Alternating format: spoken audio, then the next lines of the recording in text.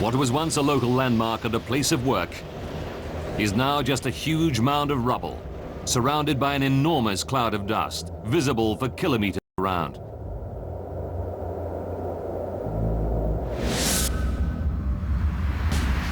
All 6 stories of the building have been destroyed, transformed into a concrete tomb. Christina, Cheong, and other bank staff are buried at the very bottom of the building rubble, in the pitch-black basement car park. We couldn't see anything, we couldn't hear anything. We couldn't even see our hand.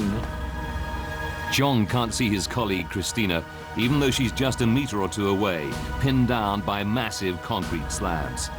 I was just like laying in the coffin. I couldn't move at all.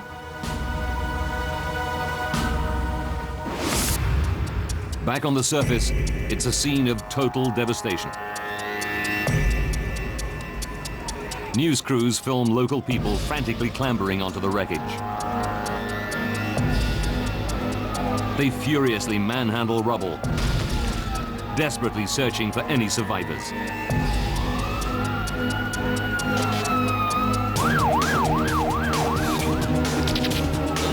At 11:35 a.m. Within 8 minutes, emergency workers start arriving.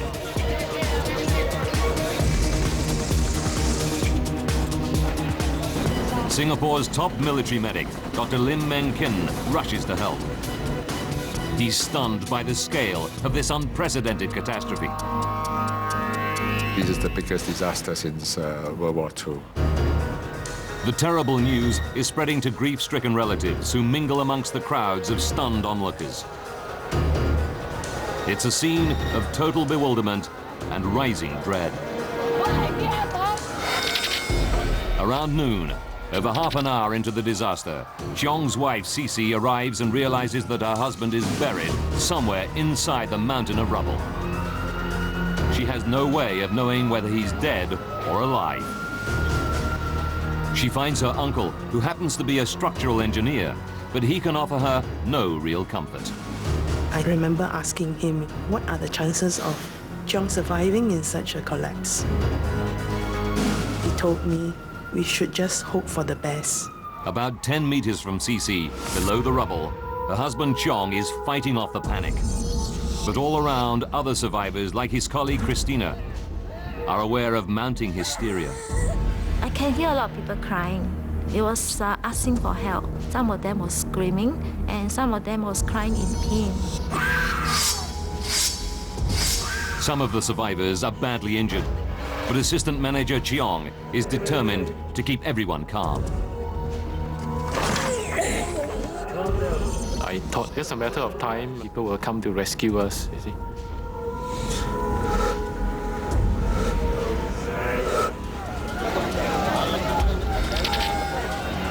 12:30 p.m.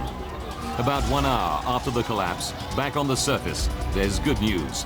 The rescue teams find a survivor, a tourist, who is staying on the top floors of the hotel. Shortly afterwards, they haul a second survivor, a local shopkeeper, from the hotel debris.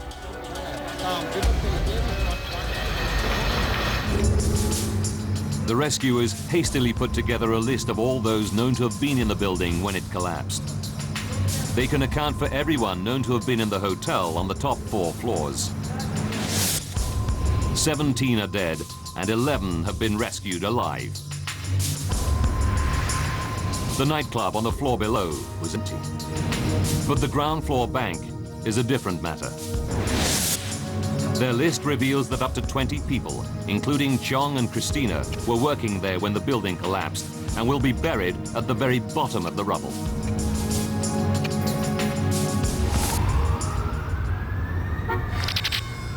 (11:30 p.m.) 12 hours after the disaster, the rescue teams are working through the night trying to reach the bank. Heavy machinery hauls huge slabs of debris away from the top. But the rubble is very unstable and shifts dangerously.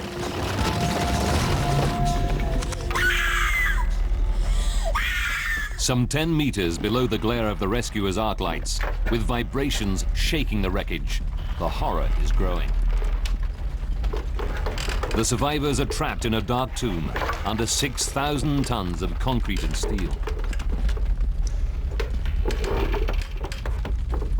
Assistant Manager Cheong is just within reach of one of his bank colleagues, who's lying injured nearby, crushed by a beam. He tries desperately to push the beam away, but it's too heavy. I felt very helpless. Your colleagues here dying, and then you can't do anything at all. That was bad. Cheong realizes his efforts are in vain. I could smell the stench of death. It's very sad. Your own colleague you've been working for so many years with, and all of a sudden he's gone. The crushed masonry is preventing the circulation of air. Oxygen is beginning to run out. Just a meter or two from Cheong, Christina is becoming desperate. I was thinking I'm still very young. I still got lots of things to do. And I'm not married yet. I can't just die like that.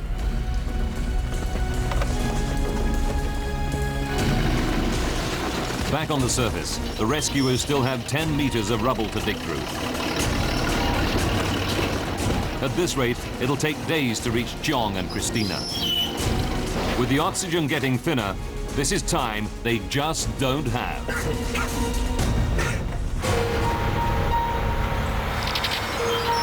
Midnight. Half a day has passed since the collapse of Singapore's Hotel New World building. Only 11 people have been pulled alive from the rubble. Christina and Cheong are trapped deep in the basement car park.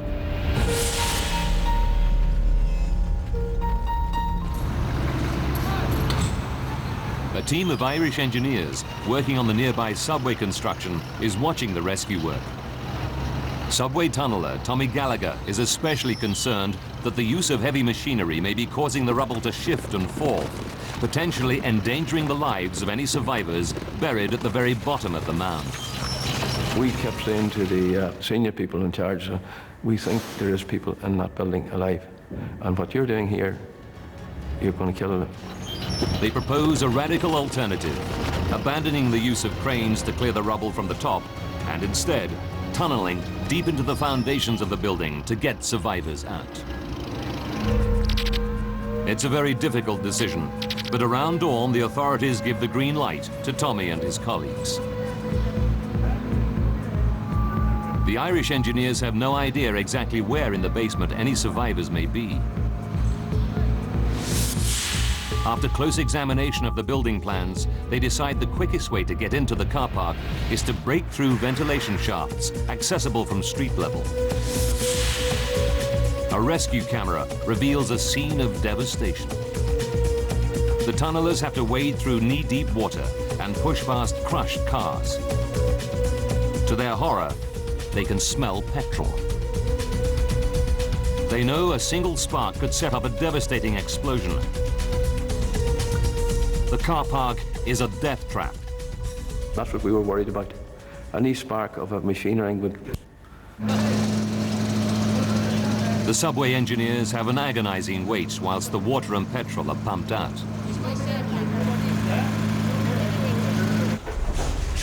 Then they start hacking a makeshift tunnel through the debris, using small hydraulic jacks to support the thousands of tons of rubble above. Sunday, 7 p.m. It takes 7 hours to tunnel 9 meters. The ground's so unstable above us, everything. We were just taking a chance, like. Then their worst fears are realized. It started to close in on us.